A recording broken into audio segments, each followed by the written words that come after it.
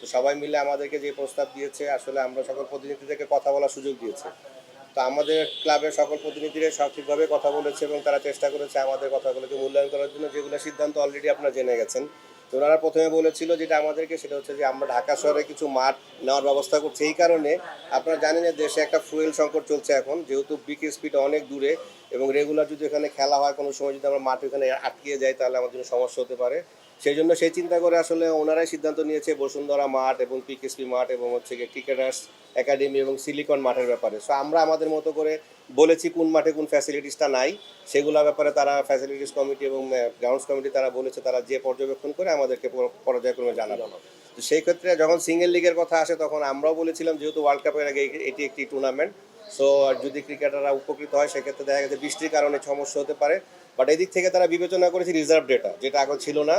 এখন আমাদেরকে আসলে সিঙ্গেল লিগের মধ্যে রিজার্ভ ডেটা ইনক্লুড করাতে আমরা মনে হয় সকলে উপকৃত হয়েছে এবং আমার মনে হয় এই প্রিমিয়ার লিগটি এই ক্ষেত্রে জাঁকজমকপূর্ণ হতে পারে। আরেকটি প্রস্তাবনা ছিল আমাদের ক্লাবের পক্ষ থেকে, হান্নান ভাই নিজে করেছেন, সেটি হচ্ছে যে আমরা এবছর চেয়েছি যে যাতে একসাথে 6টি মাঠে খেলা হয়, যাতে আমাদের ওই পরের দিন মানে প্রথম দিন 3টা ম্যাচ, পরের দিন 3টা ম্যাচ না হয়ে যাতে 6টা মাঠেই একসাথে প্রিমিয়ার লিগটা এবং পরের দিন যাতে রিজার্ভে থাকে। তো সেটা তারা বিবেচনা করছে 6টা মাঠকে একসাথে করে নেওয়ার জন্য, এবং আমরা 13 তারিখের পরে হয়তো বা মিরপুর মাঠটা অ্যাভেলেবেল হবে। এবং আমাদের একটা প্রস্তাবনা ছিল যে ওনারা বলছিলেন 25 তারিখ খেলা শুরু করতে চায়, কিন্তু আমাদের একটা প্রস্তাবনা আমরা দিয়েছি আন্নান ভাই সহকারে সবাই মিলে, যে খেলাটা যদি মে মাসের 5 তারিখ থেকে শুরু হয় আমাদের সকলের জন্য ভালো হয়, কারণ 2 তারিখের পরে সাদা বলে সব ক্রিকেটাররা অ্যাভেলেবেল হবে, পাশাপাশি বিসিএল এর 2টা রাউন্ড অনুষ্ঠিত হয়ে যাবে, সকলকে মিলে নিয়ে তখন একটা সুন্দর একটা প্রিমিয়ার লিগ হয়তো আয়োজন করা পসিবল হবে। না, এখনো তো ঢাকা লিগ শেষ হয়নি। ঢাকা লিগের স্ট্যান্ডিং হইল প্রত্যেকটা লিগ শেষ হওয়ার লাস্টে গিয়ে।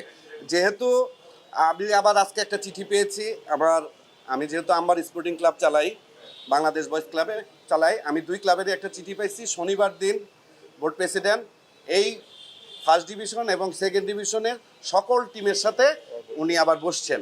সেদিনই জানা যাবে যে ওইটার কি জি জি জি ওইটার সম্পর্কে ওইটাও দিনই জানা যাবে। না, এটার কোনো টেন্টেটিভ আসলে আপনার 11টা রাউন্ড শেষ করতে যদি আপনার 20টি যেহেতু একটা আছে এন্টারের একটা জায়গা আছে, আমি যদি 3 ডেজও ধরি 3 11 33 দিন, ঠিক আছে, ওই হিসাব করলে তো আপনার 20টি সব সহ হয়তো 40 ডেজের একটা শিডিউল হবে এটা।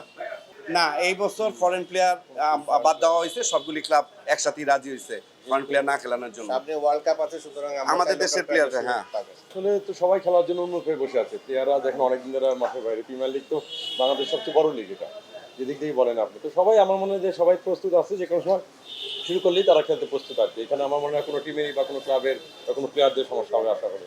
এইখানে তো ধরেন 16টা ম্যাচের যে পেমেন্ট হয়, 11টা ম্যাচের পেমেন্ট তো এক না। তারপরে ম্যাক্সিমাম ফ্যাসিলিটি সবসময় ক্লাবগুলো চায় প্লেয়াররা যেন ভালো মতো একটা বেনিফিট হোক এবং ভালো একটা খেলা হোক। এখানে ক্লাবের একটা বিবেচনা অবশ্যই করবে, প্লেয়ারদের সাথে যেটা ভালো হবে সেটাই তারা করবে আসলে।